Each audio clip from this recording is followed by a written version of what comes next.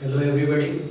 Today's topic for class 11 science English medium in physics in chapter laws of motion is second law of motion. Newton's second law of motion. We'll study about Newton's second law of motion and derive the formula for force. As we know, force equals to mass into acceleration. Okay, so we'll be deriving the formula for force with the help of Newton's second law of motion. Okay, so first of all we see what is the statement of this second law of motion.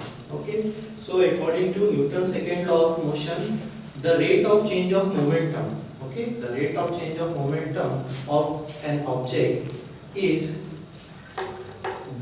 directly proportional to the force applied. The rate of change of momentum of an object is directly proportional to the force applied on that object. Okay, and the change in momentum, okay, the change in momentum is in the direction of applied force. Okay, this is the statement of Newton's second law of motion. Okay, we will be deriving the formula for force, or you can say कि mathematical form of second law of motion. Okay, let there be an object of mass m.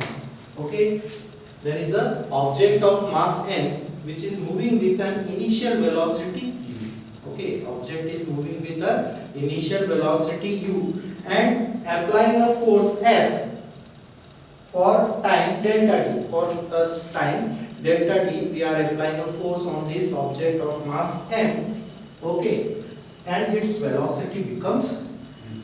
Okay, so according to statement, the rate of change of momentum is directly proportional to the force applied. So we will be finding the momentum, change in momentum. The first step is to find the change in momentum of this object.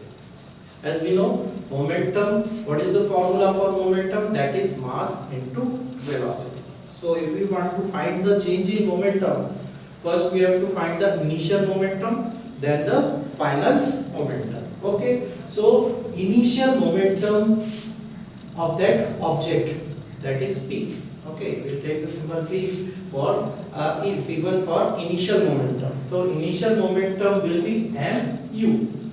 Why mu? M is mass and u is initial velocity. Okay, so initial momentum will be mu.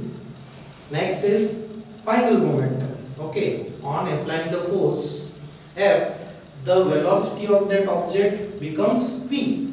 So the final momentum P2 will be equals to mass into final velocity. Mass into final velocity, that is m into v. Final velocity is v. Okay, so change in momentum, we will find the change. How we find the change? Final momentum minus initial momentum, that is P2 minus P1.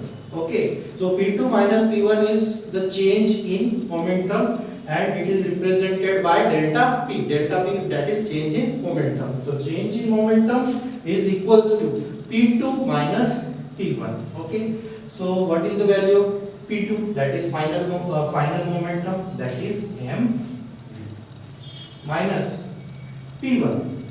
What is P1? That is initial momentum. So mu. Okay, we take m common, we get v vector minus u, that is v minus u. What is v minus what is v? Final velocity. What is u? Initial velocity. So v minus u will be change in velocity. So m into delta v.